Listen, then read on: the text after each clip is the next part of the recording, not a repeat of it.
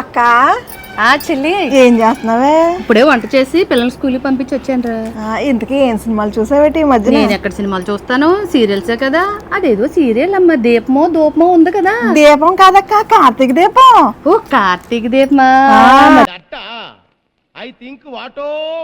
మర్చిపోయాను సుమి, పిల్లకేదో రోగమట కదా అందులోని.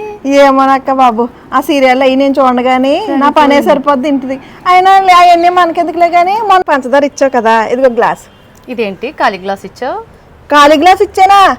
చాలు అమ్మ, గిన్నెలన్నీ మీ ఇంట్లోనే పెట్టుకున్నావు కదమ్మా. ఒకసారి బిర్యానీ ఇచ్చాను, ఒకసారి ఏమో చికెన్ కర్రీ ఇచ్చాను. అన్ని మీ ఇంట్లోనే ఉన్నాగా, అన్ని తీసుకురా ముందు. ఏదో తేడాగా ఉందేంటి? చాలేమ్మా, మా ఇంట్లోనే గిన్నె లేకనుకుంటున్నావా? మా ఇంట్లోనే బోల్డ్. అక్క అని ప్రేమగా పిలిచినప్పుడే అనుకున్నాను ఇలాంటిది ఏదో గొడవాడుతావని. అయిందా? బాగైందా? ప్రతిదానికి ఓవర్ ఎక్స్ప్రెషన్. ఉండమ్మా, నీ గిన్నెలు తెచ్చేస్తాను.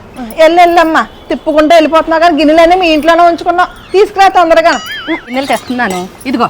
ఈసారి అక్క తొక్క అనుకుంటూ ఆ పిల్లు చెప్తాను. నువ్వు కూడా చెల్లి గిల్లి అను, చెప్తాను. ఈసారి నుంచి నాతో మాట్లాడుకోవే. పోవే. పోవే. వేసేసాడు, బాగా వేసేసాడు.